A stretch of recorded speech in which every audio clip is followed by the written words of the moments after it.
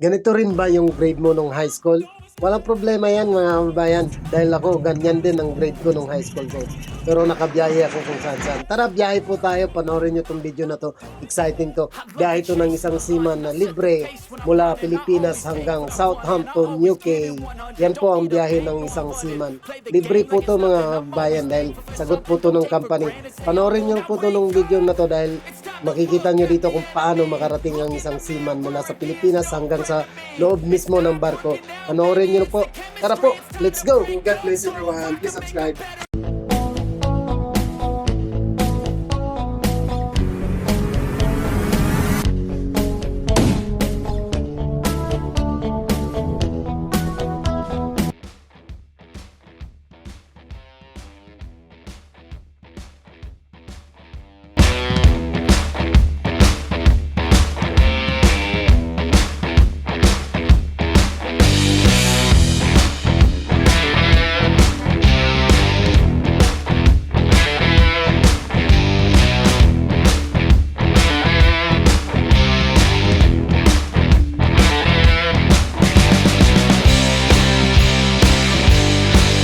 Ngayon nasa aeroplano na ako, halos halo na naman ang aking pakiramdam.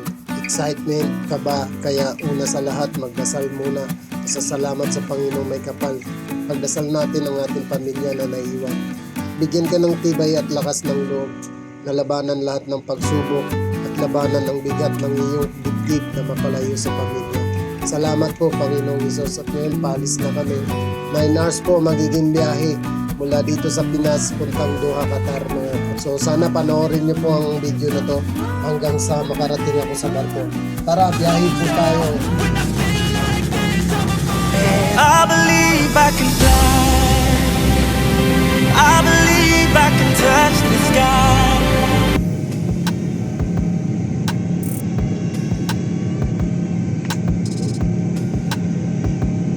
Ito na po, nag-serve na po sila ng pagkain. Dito po nauso yung salitang chicken or beef.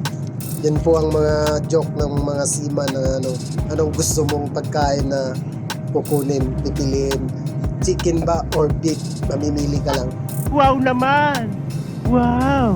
Mapapawaw ka talaga dahil libre naman, so okay lang kahit pumili ka ng pumili.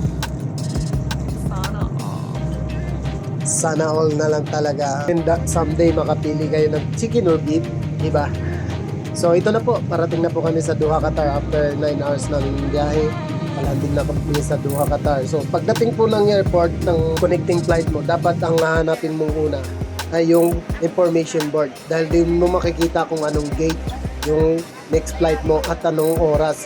Dahil dun sa ticket, di pa nakalagay yung ticket na hawak mo. Wala pang oras kung anong oras yung next flight mo. So dapat bago ka maggala-gala, nahanap mo na yung information board. Nakita mo na kung anong gate. So pagka nakita mo na yung gate mo at alam mo na kung anong oras, so may bakante ka pang oras para makagala, ito ginagawa ko.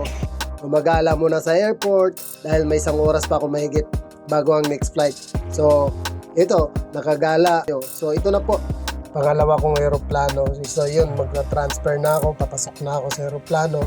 Dito, ang sunod namin na biyahe, 6 hours ang biyahe dito. So nagsiserve pa rin sila dito ng pagkain, inumin. So dahil pagod na ako, gusto ko matulog. Talas na ginagawa ko, uminom ako dito ng alak. Libre lang po humingi dito ng alak mga kababayan. Dito, ang hinihingi ko madalas ay whiskey. Yan po ang iniinom ko lagi. Pag nasa aeroplano ako, nagre-request talaga ako niyan. Dahil minsan nakakadalawang bote ako niyan. Maliit lang po yan, pero sakto lang pampatulog. Sa dalawang bote, mga 3 shot o 6 na shot lahat. Sakto lang ang tulog mo. So yan, naparating na kami sa final destination namin sa London. So ito na po yan. Ayan, nag-hi si ate yun. Nagkasama sa video mo. Ang bait naman niya, nag-hi pa siya. So ito na po yung London. Ito yung final destination. Dito po ako pipikapin ng aming agent. Dito ko, paglabas ko dito sa airport, dito ako pipikapin ng agent namin. So dahil solo lang ako sasampa sa barko, ayan, palabas na kami sa airport ng London. Welcome to London Heathrow. Isang oras na ako dito. Ang pick up luggage nila na area sa London. Ayan na, nakalabas na ako sa nakapick up ko na yung luggage ko. So, ayan, may nakita akong mga Pilipino, mga dati kong kasama sa dating company, mga kababayan. Ito, mga kasama ko yan sila dati, dito kami nagkita-kita. Pero di kami kasama ng pupuntahan. Dito lang kami nagkita sa arrival area ng London Heathrow. Mga kasama ko yan sila dati sa dati kong company. So ayan po yung agent ko, ayan po. Pick up na po ako. So may kasama pala ko ibang lahi. Kaso ibang flight niya, kaya inaantay pa namin konti kasi tinatawagan niya kung dumating na talaga. So ayan na, sakay na kami sa sasakyan, ayan, pick up na kami. So papunta na kami ng barko. Ganito ang biyahe ng isang seaman, palipat-lipat. So ayan, after 1.5 hour ng biyahe galing sa airport, ayan, parating na kami sa port ng London, dito po sa Southampton. Galing po sa Heathrow Airport, London, papunta dito sa Southampton Port sa London. 1.5 hours po ang biyahe. Ayan po, kung nakikita nyo, ayan na po yung barko.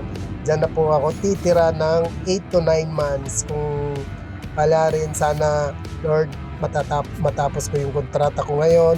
Dahil dalawang kontrata ako, hindi ko natapos yung kontrata ko dahil may maraming naging mga pagsubok sa buhay. Kung sa mga nakakilala sa akin, kung ano yung nangyari sa akin sa nakaraan, hindi ko natapos yung kontrata ko dahil may mga nangyaring hindi maganda. So, pero tapos na yon. Ayan na, nakapasok na ako sa aking kabina. Na kumuha na pala ako dito ng uniforme, tapos na ako kumuha ng uniforme, ng beadings ko. Ayan, naunahan ako nung isa kong kasama. Dapat sa baba ako kung ako nauna pumasok sa kabina. Paunahan lang po dito.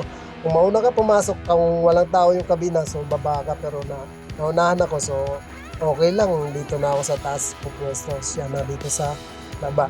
So ganito po dito mga kababayan yung buhay ng seaman. So ito yung magiging tahanan ko sa loob ng 8 to 9 months mga kababayan. Ito yung itsura, ito yung cabinet namin. Dito po yung kama sa tabi, may TV, may sarili kaming TV. So dalawa lang po kayo dito, dapat marunong ka makibagay kung sino maging kasama mo. At dito na rin po yung banyo namin. Hindi ka na kailangan lumabas. Nandyan lang po yan lahat. So, ayan po. Ito na po yung tahanan ko for 8 to 9 months. Ganyan lang kaliit, pero salamat sa mga nanonood. Thank you. God bless everyone. Please subscribe.